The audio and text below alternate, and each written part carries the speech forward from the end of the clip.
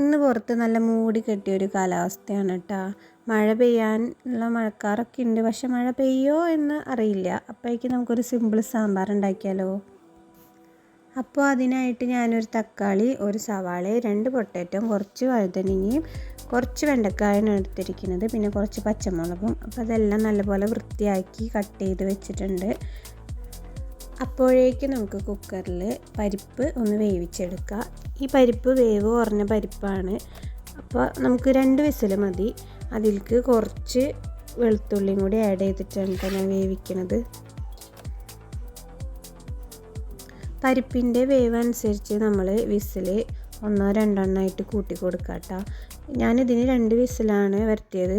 നിങ്ങൾ വേവ് കൂടുതലുള്ള പരിപ്പാണെങ്കിൽ 1-2 വിസിലും കൂടി കൂടുതലടിക്കണം. ഞാൻ 2 വിസിൽ വരുത്തിയിട്ട് നല്ലപോലെ വെന്തപ്പോൾ പൊട്ടാറ്റോയും തക്കാളിയും പച്ചമുളകും കൂടി ആഡ് ചെയ്ത് ഒരു വിസിലും കുറച്ച് ഉപ്പും കൂടി ആഡ് ചെയ്ത് ഒരു വിസിലും കൂടി വരുത്തുന്നുണ്ട്.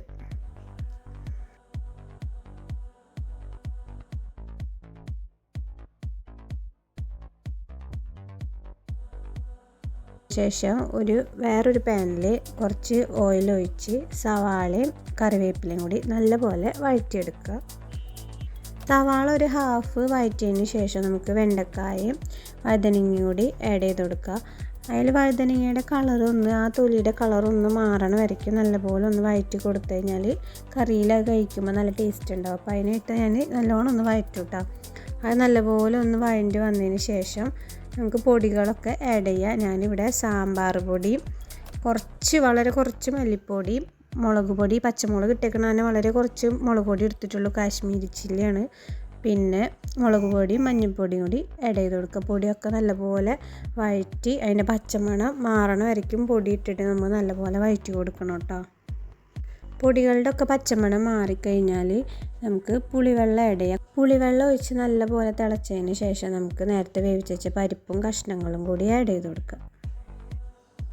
എന്നിട്ട് കുറച്ച് കായപ്പൊടിയും കൂടി ആഡ് ചെയ്യുക. പിന്നെ നല്ലപോലെ തിളച്ചതിന് ശേഷം ഉപ്പ് നോക്കി ഉപ്പും കൂടി കുറച്ചും കൂടി ഇട്ട് കൊടുക്കുക. കുറച്ച് മല്ലിയിലയും കൂടി ഇടുന്നുണ്ട്. വെളിച്ചെണ്ണയ്ക്ക് കടുകും കുറച്ച് ഉലുവയും കറിവേപ്പിലയും വറ്റൽമുളക് ഇട്ടിട്ടാണ് ഞാൻ സാമ്പാർ താളിക്കുന്നത്.